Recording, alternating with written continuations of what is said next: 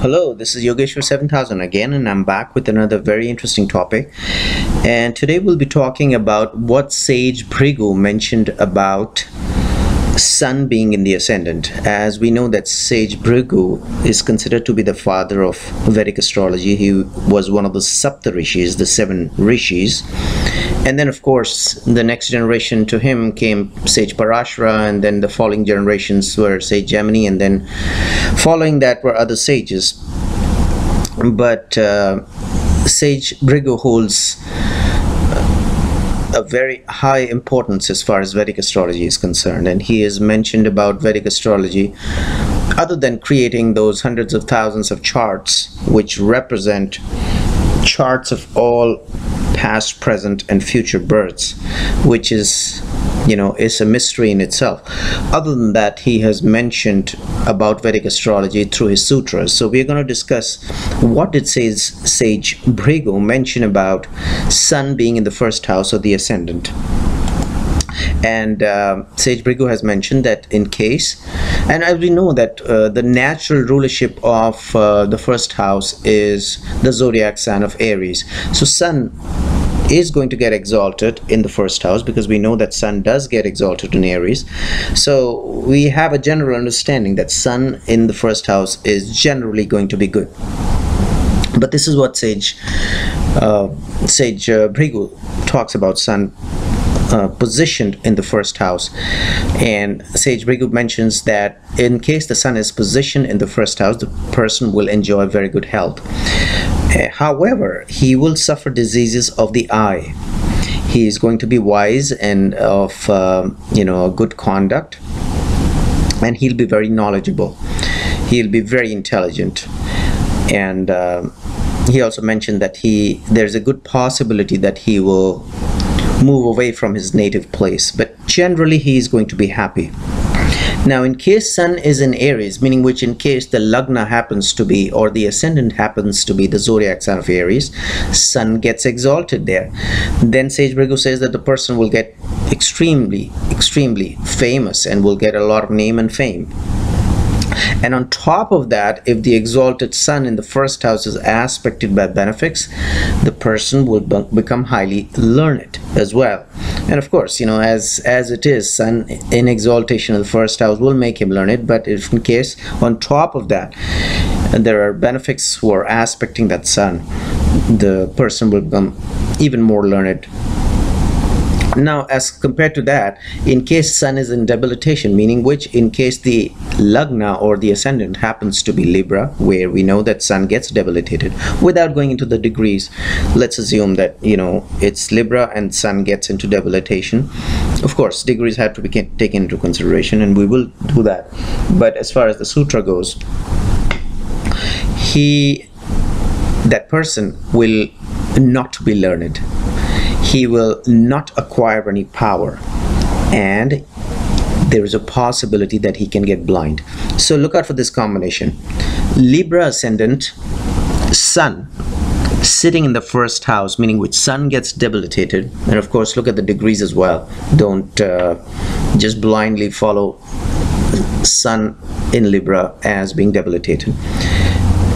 The person may not acquire power and knowledge, and his eyes may come under pressure. So sometimes if you look at medical astrology and a person is suffering from an eye disease, that's one combination to look for.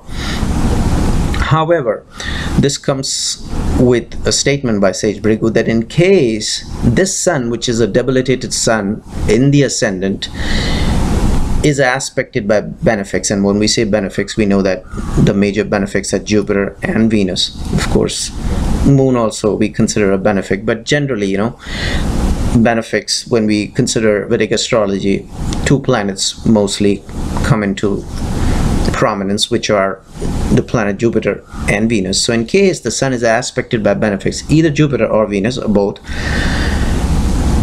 and then these effects may not be felt or will not be felt, meaning which a person may not get blind. Blind is a very strong statement. May not have pressure on his eyes.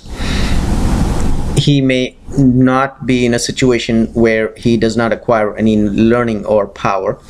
So the aspect is very important, so please do not blindly come to a conclusion if you see a debilitated sun in the ascendant.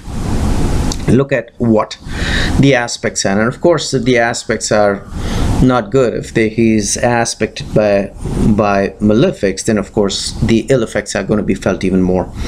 Now Sage Brigu also mentioned that in case sun is in Leo or in the Leo Navamsha, meaning which, look at the Navamsha chart as well and see where sun is placed, then the person will acquire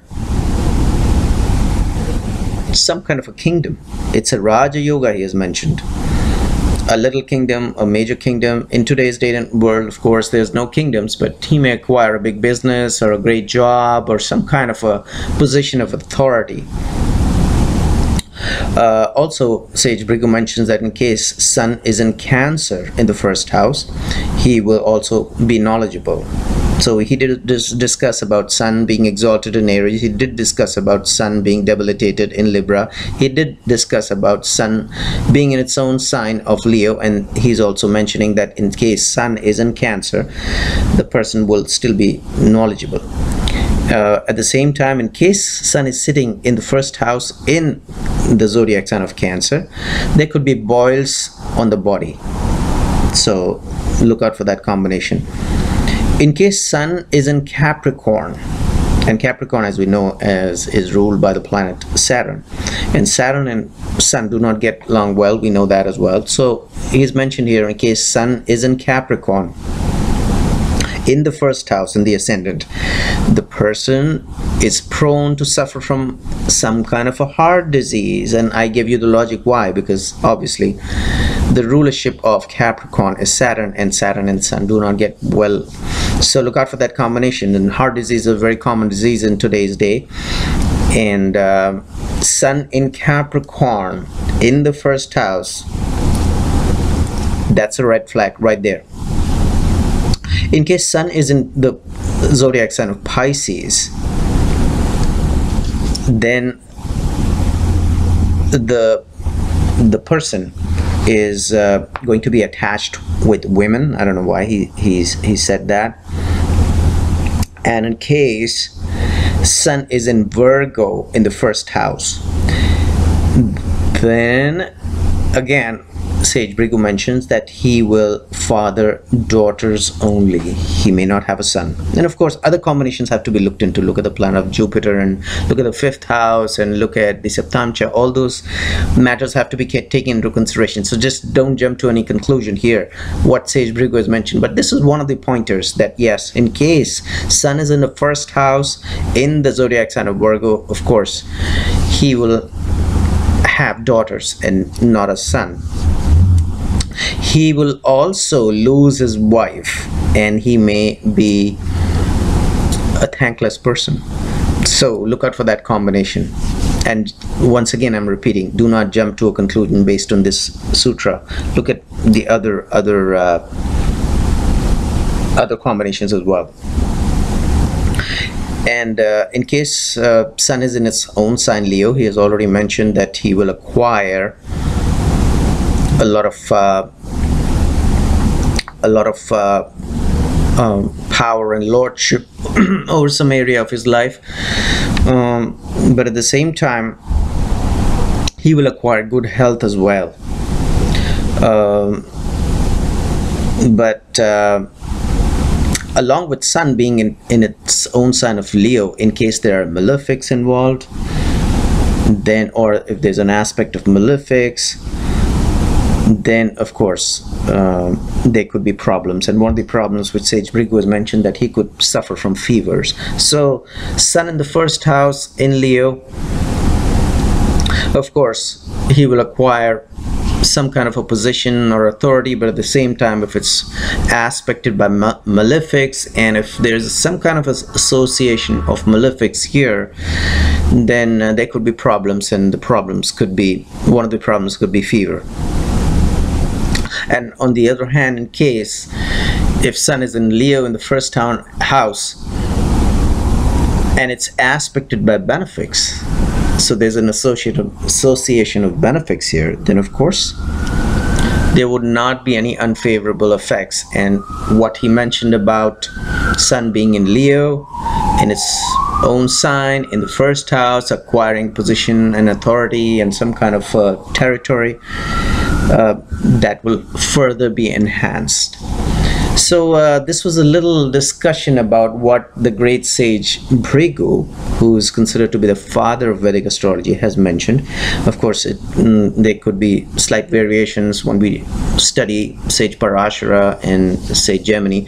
My videos always will have a reference to the ancient scriptures. It will not be a cut and paste from the internet or some kind of a figment of my own imagination. So I try to do as much as research as possible and bring it out to my audience. Hopefully you're enjoying it, and in the meanwhile I will recommend subscribe to my channel and check out my website. There is a link below, and I will see you with an interesting topic very soon. Goodbye.